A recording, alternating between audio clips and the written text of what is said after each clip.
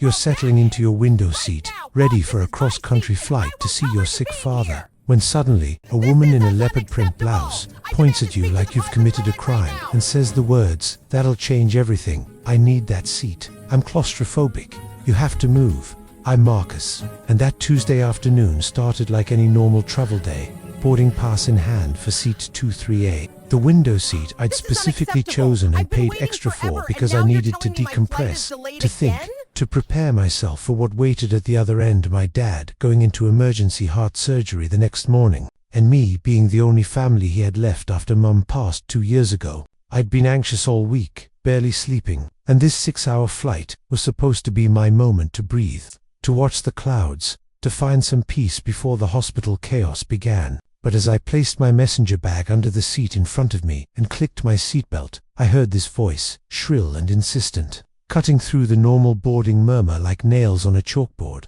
Excuse me, you in the window seat." I looked up and there she stood, though I didn't know her name, yet a woman in her 50s, with platinum blonde hair and a leopard print top that was struggling to contain her, gold jewelry jangling on her wrists like wind chimes in a hurricane, and this expression on her face that said she'd never heard the word no in her entire life. "I need you to move," she announced, not asked, announced, like she was a queen addressing a peasant. "I'm claustrophobic and I absolutely cannot sit in a middle seat. It's a medical condition. I could have a panic attack. So you need to switch with me right now." The entire row went silent, passengers craning their necks to watch this unfold, and I just blinked at her, processing what was happening. "Ma'am, this is my assigned seat," I said calmly. "I paid for this specific seat."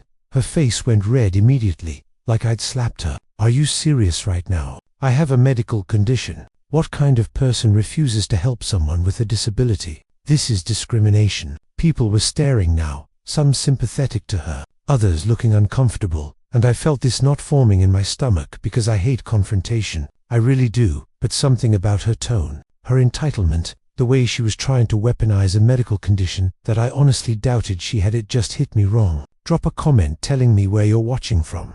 And don't forget to subscribe to Rayan Review 2.0 for more real emotional stories like this one. "I understand that's difficult," I replied, keeping my voice level, "but I also specifically selected and paid for this window seat, and the flight is completely full, so there's nowhere else for me to go." Patricia's eyes went wide, like I'd just confessed to a crime. "The flight attendant will make you move. Jennifer. She started waving frantically at the flight attendant who was helping someone stow their luggage 3 rows back. Jennifer Park, a woman who looked like she'd seen every type of passenger drama imaginable and had exactly 0 patience left for nonsense, walked over with this practiced smile that didn't quite reach her eyes. "How can I help you?" she asked, and Patricia immediately launched into her performance. "This man is refusing to accommodate my medical condition. I'm severely claustrophobic and I cannot sit in my assigned middle seat. I need a window seat or I'll have a panic attack at 30,000 feet, and he's being completely unreasonable." Jennifer's eyes flicked to me, then back to Patricia, and I could see her doing the mental calculation that every service worker knows: is this person legitimate, or is this another entitled passenger trying to game the system? "Ma'am, what's your seat number?" Jennifer asked. 15E. "But I can't sit there. There are 2 very large men on either side of me, and I'll be crushed. Patricia was getting louder now, her voice rising to make sure everyone could hear her plight. Jennifer pulled out her tablet, checked something, then said in this perfectly professional but slightly cold tone, "Ma'am, I see here that you booked this ticket yesterday, last minute, and you had the option to select your seat during booking. You chose not to pay for seat selection, which is why you were assigned a middle seat. This gentleman booked his ticket 3 weeks ago and paid the additional fee for his window seat." Patricia's face went from red to purple. "So you're telling me that money is more important than someone's health? I could sue this airline. I could have a medical emergency." The passengers around us were getting restless now. The boarding process completely stalled. People in the aisle shifting their bags and checking their watches. Jennifer's smile got even tighter. "If you have a documented medical condition that requires specific accommodations, I'd be happy to review the paperwork, but I cannot force another passenger to give up a seat they've paid for without compensation.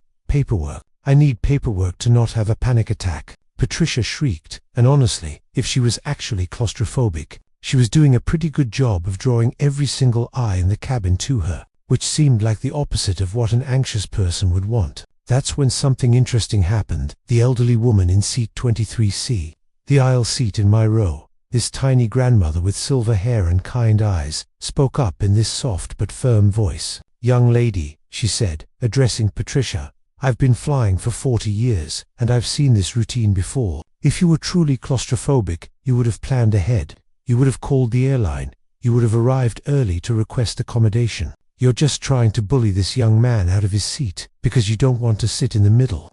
Patricia whipped around like she'd been shot. "How dare you? You don't know what I'm going through. My therapist says I have trauma from being in tight spaces." The grandmother just raised one eyebrow. "Then perhaps flying isn't the best mode of transportation for you, dear." I actually had to bite my lip to keep from smiling, and I saw Jennifer hiding a smirk too. But Patricia wasn't done. "Fine, fine. If nobody on this plane has any human decency, then I want to speak to the captain. I want to file a complaint." "Ma'am," Jennifer interrupted, and her voice had lost all its warmth now. "You have two options. You can take your assigned seat in 15E, or you can deplane and take this up with our gate agent. But you cannot block the aisle and delay this flight any further. We have a schedule to keep." If you're feeling this story, hit that like button and share this video to support Rayan Review 2.0.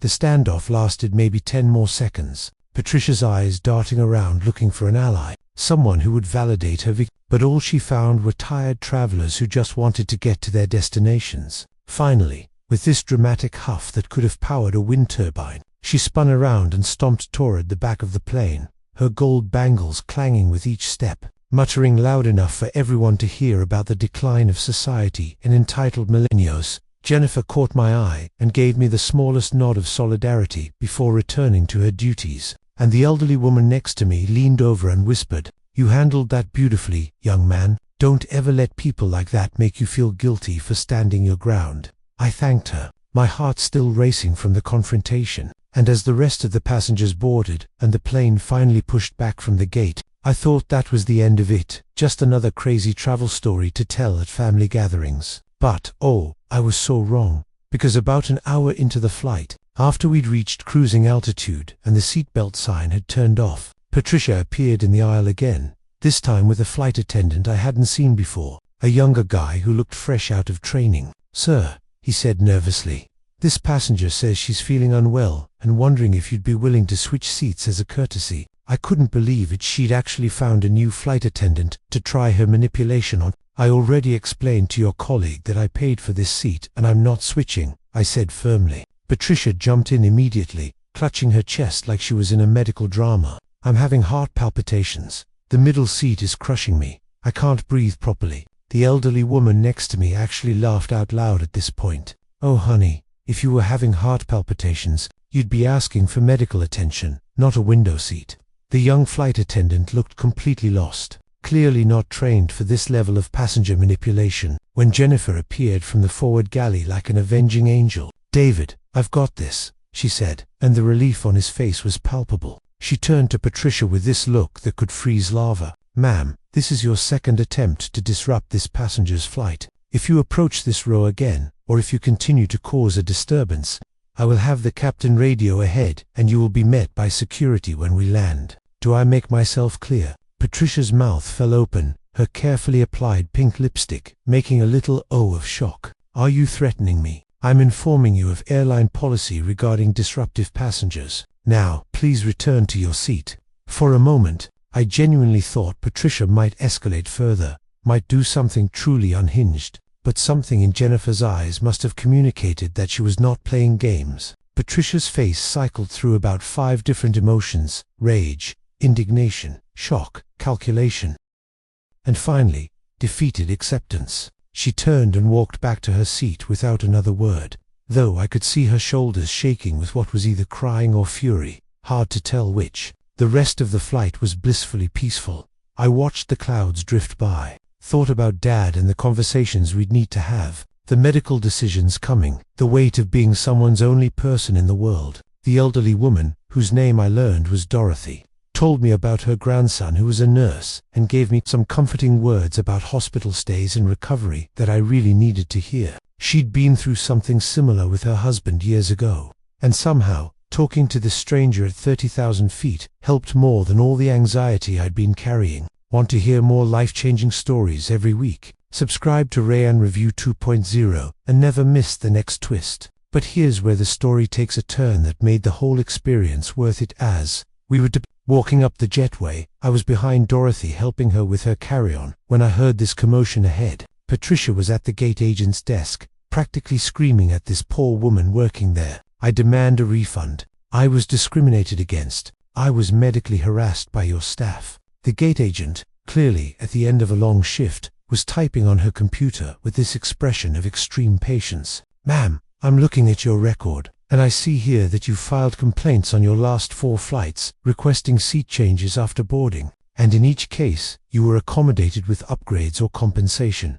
Patricia froze. That's irrelevant. This time was different. Ma'am, it also shows here that you were given a voucher 2 months ago after claiming a similar claustrophobia issue, and then you used that voucher to book this flight. In a middle seat, knowing your supposed condition, the silence that fell over the gate area was deafening. Every passenger who'd witnessed the airplane drama was now watching this unfold, and you could see the realization spreading across faces. She was a scammer, a serial complainer who gamed the system for free upgrades and vouchers. Patricia's face went through this incredible transformation, from indignant to panicked to cornered, and without another word, she grabbed her designer knockoff bag and practically ran through the terminal. The gate agent looked up, saw all of us watching, and just shook her head with this tired smile. Some people think if they complain loud enough, they'll get whatever they want.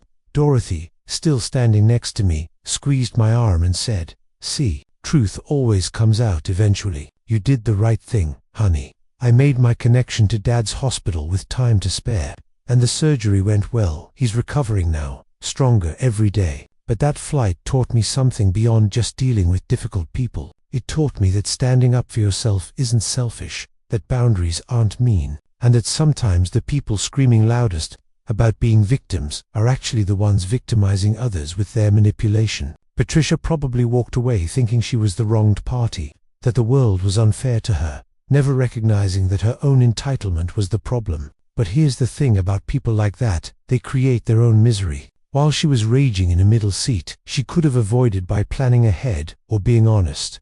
I was having a meaningful conversation with Dorothy, someone who showed me what grace and kindness actually look like. While Patricia was getting exposed at the gate desk, I was on my way to be there for someone I love. She spent 6 hours in anger. I spent 6 hours finding peace despite the circumstances. That's the real difference between people who demand the world accommodate them and people who understand we're all just trying to get through this life together. The next time someone tries to manipulate you with fake emergencies or manufactured crises, remember that your needs matter too, that you're not obligated to set yourself on fire to keep someone else warm, especially when they're perfectly capable of providing their own heat. Patricia wanted my seat, but what she really needed was a mirror to see how her behavior was isolating her from the basic human kindness she claimed to be seeking. In the end, she got exactly what she gave. Thanks for watching Rayan Review 2.0, where every story teaches a lesson. Like, share, and subscribe for more emotional real-life dramas that'll make you think. And hey, next time you're on a plane and someone demands your seat, you'll know exactly what to do.